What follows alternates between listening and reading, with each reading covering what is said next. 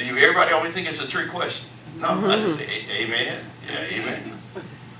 It says, all these things Jesus spoke unto the multitude in parables. So you got to understand there was Pharisees, and there was a Sanhedrin system, and there was religious leaders. There were people who just came to leave, and people that came to listen. But then there were some, the 12 disciples, that came to live. Yeah. That's the three, right? He said, and without a parable spoke he not unto them. So he basically said, every conversation I had with the multitudes, I spoke in parables. Yeah. I did not speak in plain language. Right. So when he talked about Lazarus in hell, Preaching. you go over to Luke 15. It says there, it's a parable. Yes. We made it literal. Okay, Luke 15. We'll come back to this. Because I got even some of my old members looking at me like, huh?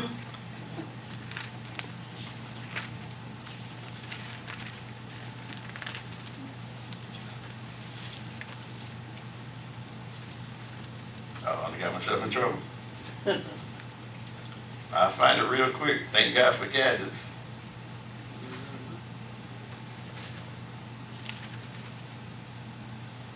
Does everybody know where Lazarus is in the Bible?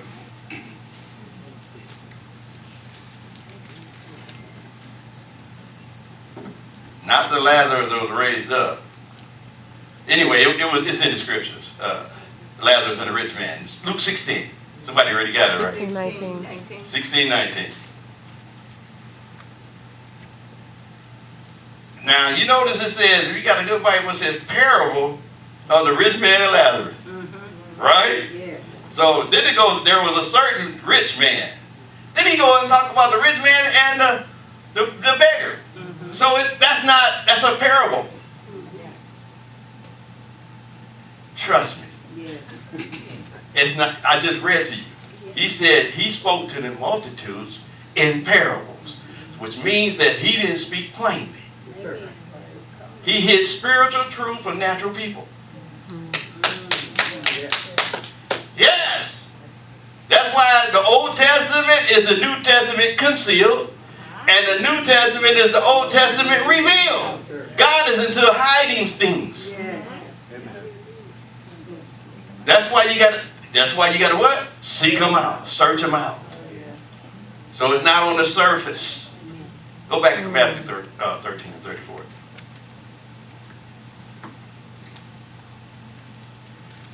Matthew 13 and 34.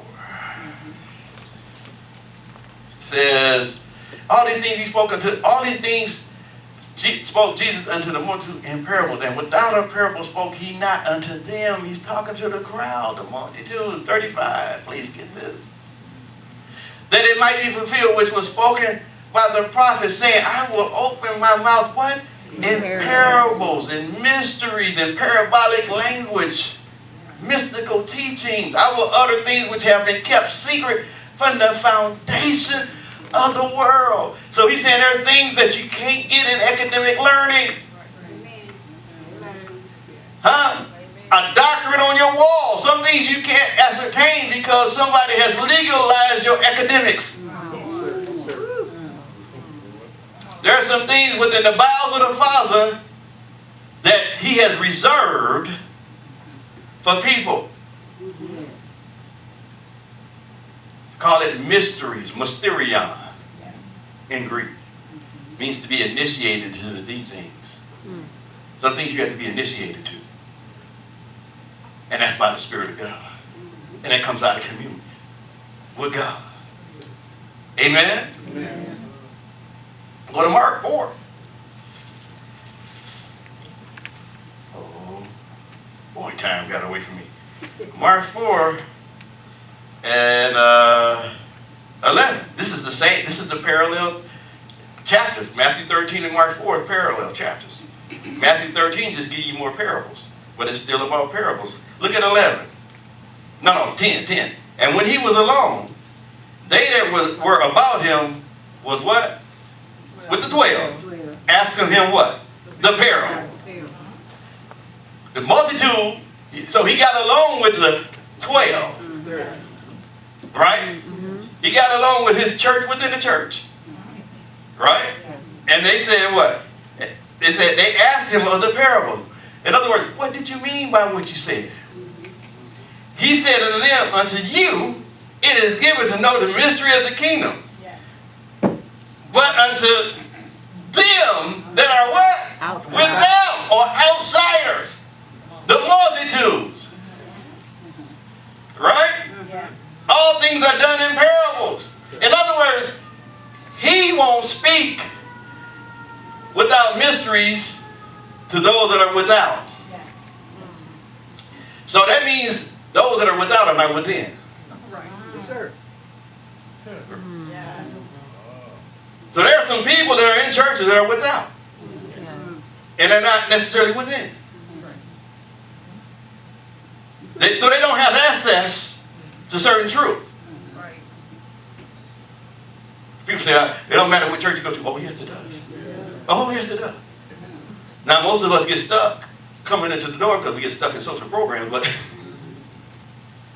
most of us get measured at churches, and we join churches to find out how strong or how visible the leader is, or are they doing do they have an impact in the community? Those things we need both of those too, but no. What is the quality of the people that's connected to that message?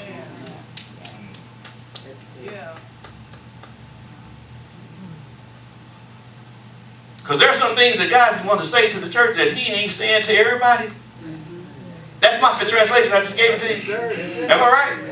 He said to those that are outside, those who are disconnected, those who are distant, those who are disinterested, I'm not going to speak my truth, because he already told us over in Matthew 6, he said, don't give that which is holy to dogs, or to give pearls to swine.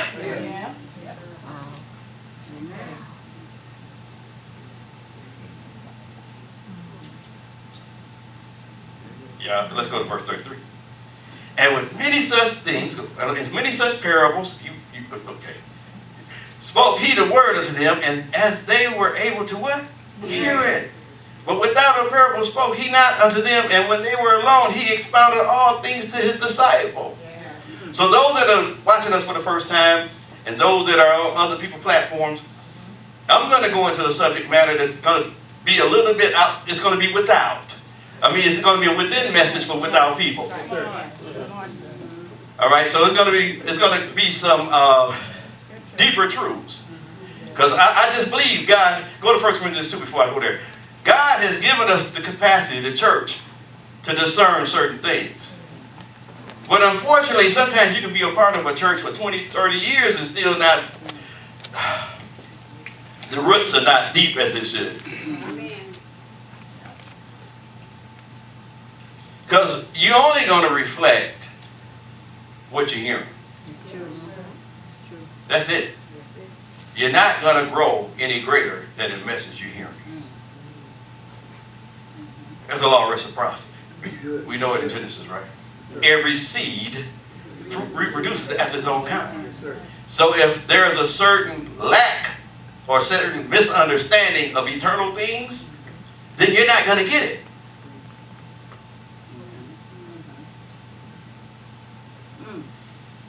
First Corinthians 2 and 9. But as it is written, eye has not seen, nor ear heard. Oh, go ahead, honey. Neither have it entered into the hearts of man the things which God hath prepared for them that love him. So there's some things that God has prepared for who? Those that love him. But the problem that the church has is that we have a love-hate relationship with truth.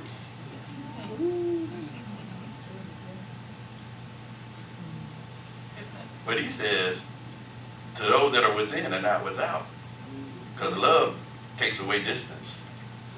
Love has an effect in your heart and makes you want to understand certain things. Am I right? So that that's why we need that love walk with him. Because out of love, it breeds intimacy. And once you get intimate with something, you have understanding. And you'll make the adjustments in what you don't understand when you love someone. I'm just saying. Just think about when you get married. I've been married a long time. And because I love her, I have to adapt my thinking. Or adjust my thinking. I'm sure it's likewise, okay? So, verse 10. But God hath revealed them unto us by his Spirit. But God has done what? Revealed them. There's things that he has prepared that eyes hadn't seen, ears hadn't heard, right? What else? Hasn't even gone into the heart. So my physical senses can't perceive it. Wasn't that something Jesus told them over Matthew 13:2? He said, many righteous men long to see this day. But he said their eyes couldn't see, the ears couldn't hear, and their heart couldn't understand. Because that has to do with our perception and being able to perceive spiritual stuff. And I ain't got time to talk about those 3 levels, which messes us up. Especially when we get indoctrinated. For the Spirit, what? For the Spirit searcheth all things, yea, the deep things of God. And don't feel bad if people call you too deep. He says, you're supposed to be deep. Yes. Right. Amen. Amen. Deep things of God belongs to you. Amen. Come on. Wow. You're supposed to be deep. You're supposed to have the ability to go in scriptures and allow God to break the seal and allow God to open up the scroll. Amen. You're supposed to be able to rightly divide the word of truth. You're supposed to be able to go into, see, the promised land is milk and honey. Yes. Yes. Amen.